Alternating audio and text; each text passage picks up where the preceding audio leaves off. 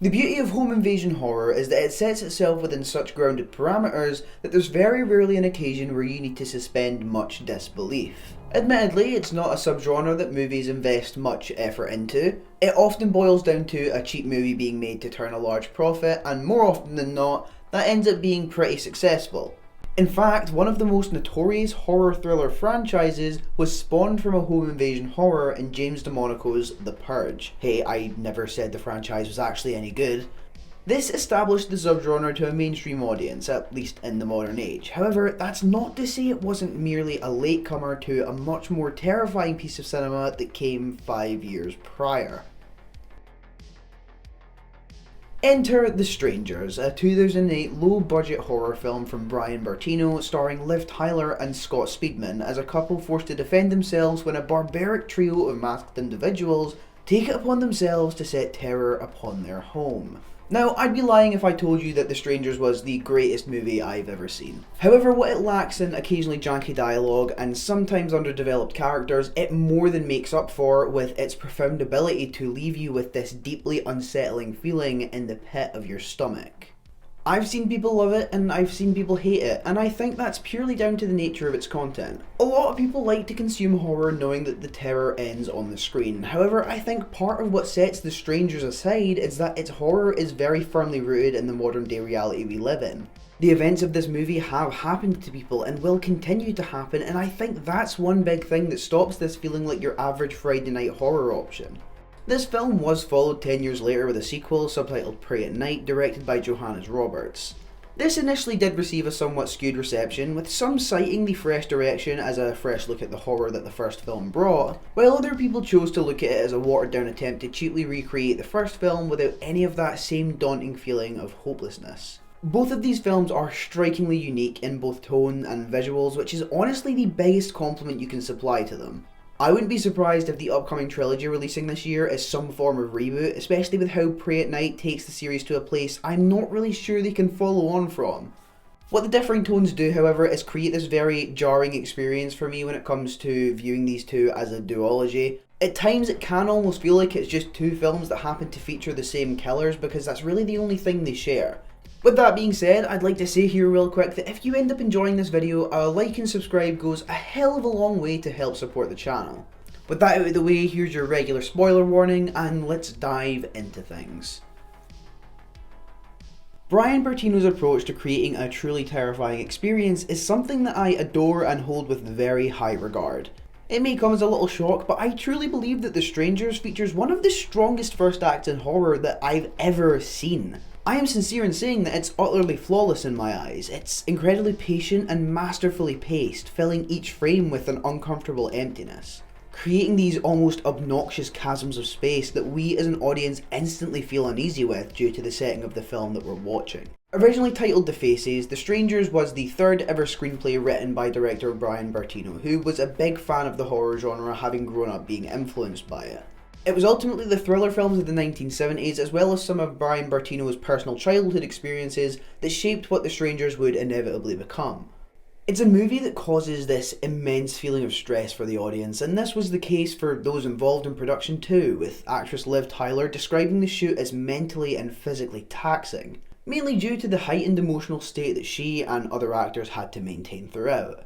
Tyler says that The Strangers is the most difficult film she's ever had to work on, both physically and emotionally. Despite having what feels like such an open and shut plot, The Strangers actually adds a lot of meat to the bones that is the home invasion genre.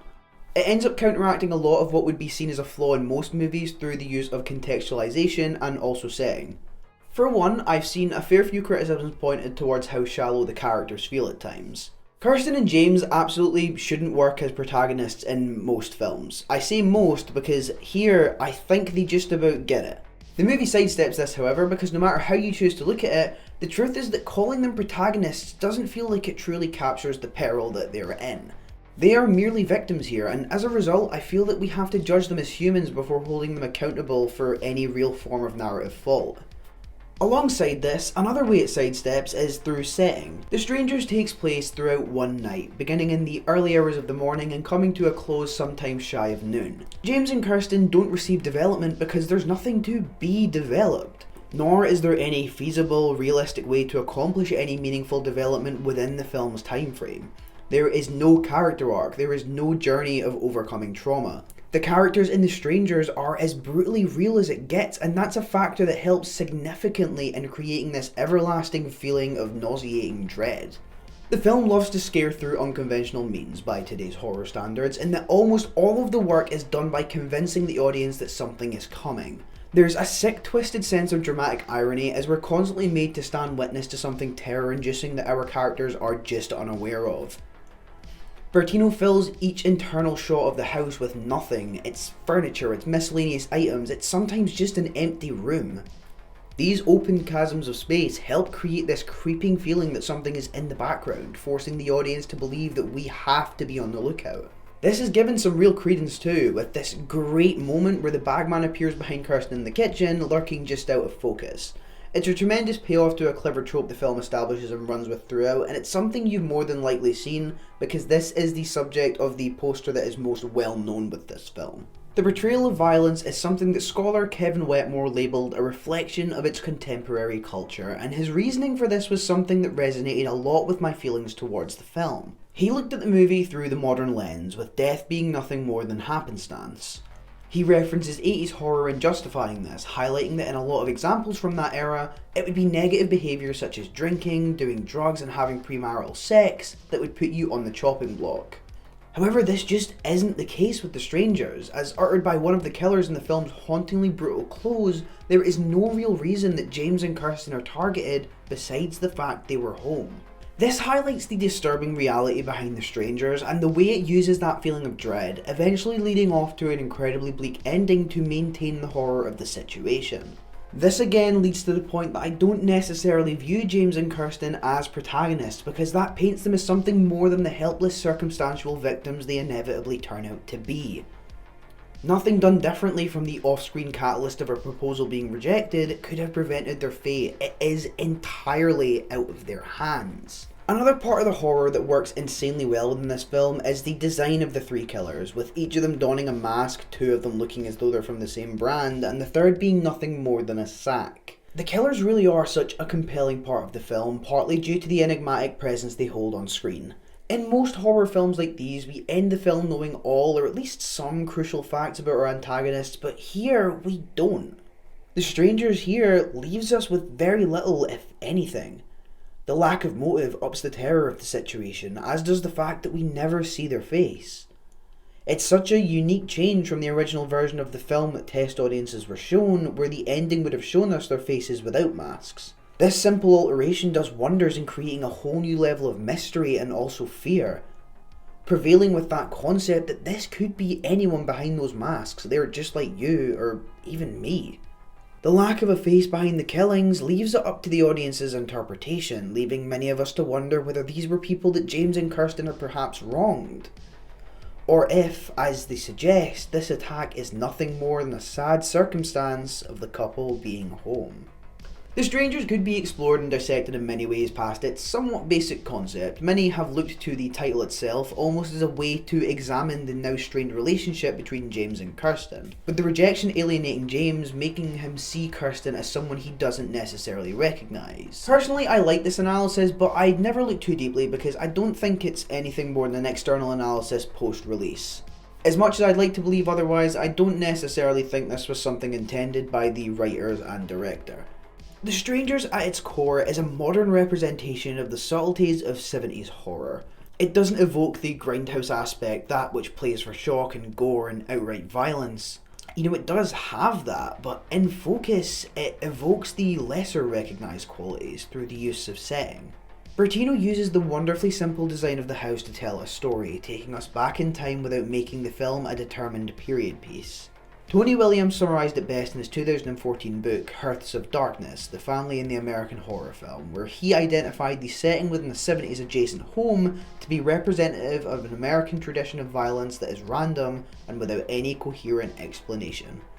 It's also within this book that William gives his identification towards the metaphoric meaning behind the assailants, labelling them as an allegory for the repressed and unresolved tensions affecting the couple inside the house.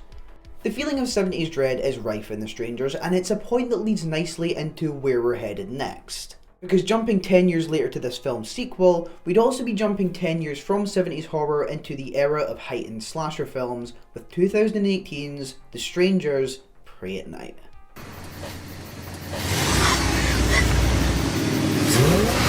Leave us alone! But we've just started.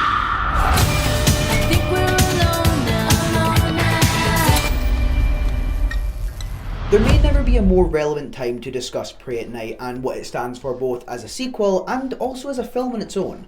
Not only is there a new trilogy releasing this year that brings this franchise back into the spotlight, but I've also seen a trend of this movie being revisited recently, with the consensus that it was a middling effort to capitalise on the success of the first movie being looked at and criticised as a potential false outlook. I do fall into this same category. At first, I didn't care much for Prey at Night, a film that for all it did right, felt like a cheap, blown-up follow-up to a tremendous first instalment. Directed by Johannes and serving as a sequel set an undetermined amount of time ahead of the first, this film takes everything minimalistic about the first film and pulls it from the 70s dread into the overbearing modern take of the 80s in horror. The film feels as though it's channeling the same level of 80s vibe that was shown in something like Stranger Things, where the neon and vibrant lighting illuminate a lot of the shots. It just creates such a jarring differential when looking at these two movies as direct connections to one another. However, that's not to say that it doesn't still feature that same dread. While nowhere near as focused in that regard, Prey at Night still features this lingering unease. I feel like the only reason that gets lost and doesn't nearly have the same impact as it did before is that it's attempted on a much more obvious scale, with a lot of the cinematography outright framing the strangers, rather than leaving them to what felt like background appearances in the first film. The sequel does exchange a lot of horror for looks. Regardless of thoughts and feelings towards it, I don't think there's a whole lot of people out there that could disagree with that. However, I also don't necessarily think it ruins the film, because as I implied, I'm one of the people who have warmed up to it recently. For one, it humanises its characters a lot more. Now, I loved the minimalist approach the first film had with its characters, but if any of you have been watching this channel for a while, you'll know that I love character stuff, and this film has that. We're introduced to a family of four as they stop in at a trailer park owned by relatives, and within 30 minutes we're shown just enough to know that we care about these characters because the performances make them function pretty strongly as a family unit. I'm still kinda shocked at how well this film does this so quickly, especially when the expectation was that none of them would make it out alive. I'm honestly not sure how I feel about the decision to make the strangers more of an on-screen threat though. They have a lot more time in the spotlight, with the bagman trailing into Jason territory towards the end of the film, surviving a lot more than the average person probably should. But I think that speaks to the 80s slasher influence, which I'd be a hypocrite for labelling a flaw because it's literally one of my favourite eras of horror. I will always appreciate an homage done right, and as much as I don't think Prey at Night hits with the same bite as the first film, it is a really well done homage to an iconic era of horror. You can honestly look at the sequel as one big reference to slasher horror. It's littered in these little callbacks to 80s iconography, like the title card for example, which is a direct reference to Cujo. Where this succeeds is in the placement and the tactical way each homage is utilised. From this simple title card to the visual reference of the ending of the Texas Chainsaw Massacre in the film's third act, each of them works contextually and never pulls away from what we're supposed to be feeling. They're not lazy references, which is where I feel a lot of these other 80s adjacent films have stumbled heavily. Prey at Night deviates a lot from the dread of the first film by ending it with the victims being the ones to prevail. It ceremoniously kills the strangers, treating each offing like an event. It also gives us a blatant shot of Dollface's real face before she dies, which, as effective as it feels in the moment, does feel like more of a misstep in trying to recapture what the first film does.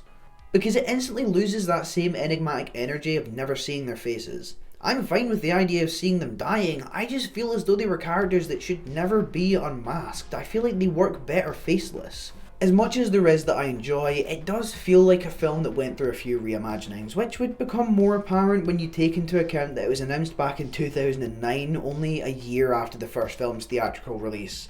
In one early iteration before a rewrite, Liv Tyler was supposed to return as Kirsten in the opening scene, where she would be killed, and I honestly believe that leaving this end, even as disconnected as it may have felt from the rest of the film, would have done a lot to add to the fear that the characters create. It would establish this horrible knowing feeling that even in escape, you're never safe because they're going to continue to hunt you. When you become their victim, it almost becomes a game to them, one that only ends when you're dead. For all of its faults, however, I've developed an appreciation for this sequel. I've seen people label it as camp, and to be honest, I really don't agree with that. Sure, some scenes verge on being a little goofy, and the stylistic choices sometimes lean in that direction, but I don't think it ever gets close to being played in that sort of light. For all the heightened components of this film, it never fails to play itself straight, and I can't see it as one of those campy horror films for that very reason. Prey at Night is different. It's catharsis when watched in succession with the first installment, a bleak ending followed by a more optimistic one. It's trying to be something different, trying to differentiate itself from both home invasion and slasher films, likely due to the director's admittance that he isn't actually fond of either. Above all else, I think looking back at this film and asking the question of why I think it's never been more relevant to talk about this film in conjunction with the first film, is that we've seen the existential dread of 70s horror, we've seen the over-the-top way that the 80s used slasher horror. Is the next step for this franchise a lot easier to figure out than we've all been thinking? I'm not entirely sure how correct I am with this, but when looking at the steady transition through the ages that this franchise showcases, I don't think it's too far a stretch to suggest that we could see more of the same with the upcoming trilogy releasing this year. There is two ways that they could go about this, one of them being more realistic than the other, but I can dream. There's every chance that this trilogy as a whole could channel the era of 90s horror, but I wonder if that could provide that different of a stylistic touch to Prey at Night. What I'm personally hoping for, as much as I don't think it can happen, is that over the course of this trilogy we see a steady through line through the 90s, the noughties, and the 2010s. I think that, if done right, could work so well. The Strangers is a franchise that has this vast sea of potential that could easily be capitalised upon. I don't know if this opinion is shared, but I believe this thing, if handled correctly, has all the requirements to fill in as a new relatively frequent franchise on the big screen. I admit that it's going to take effort. I'm optimistic that these new films will all be a success, but I wonder what they plan on doing to make them feel different enough that it continues to feel fresh and new rather than stale and repetitive. I'm no stranger to seeing these horror franchises diverge into these odd tangents that feel oddly redundant and lacking anything justifying their existence, and I hope The Strangers can be a fresh page in this book. Is it likely? No. You know, as much as I want to believe it, I think this franchise is a couple of successes away from being seen as more of a cash grab than anything meaningful. That being said, we can only speculate, because until now, very little is known what is in store for these three films, and so we can only wait and see. I'm predicting personally that it's either a reset of some form or a prequel, because unless they're taking the very unlikely route of supernatural killers, I don't know what can explain the return of the killers following their obvious ends in Prey at Night. I'm genuinely unsure of where they're taking the brutal work of Dollface, Pinup Girl and Baghead in the future, but I do know that wherever they're headed next, it's certainly not gonna be pretty. And that is The Strangers, a fun little, relatively well-known horror franchise that is well deserving of any attention it gets and deserves so much more. If you've seen either of them, feel free to let me know your thoughts on the films down in the comments below. Also feel free to let me know what you thought of this video. I'm sorry that it wasn't out sooner. I lacked a lot of motivation this month. I didn't have the energy to be doing this. Hopefully we're going to slowly start to pick up the upload speeds. I've announced a few big projects that I'm working on, so if I do go quiet, that's why.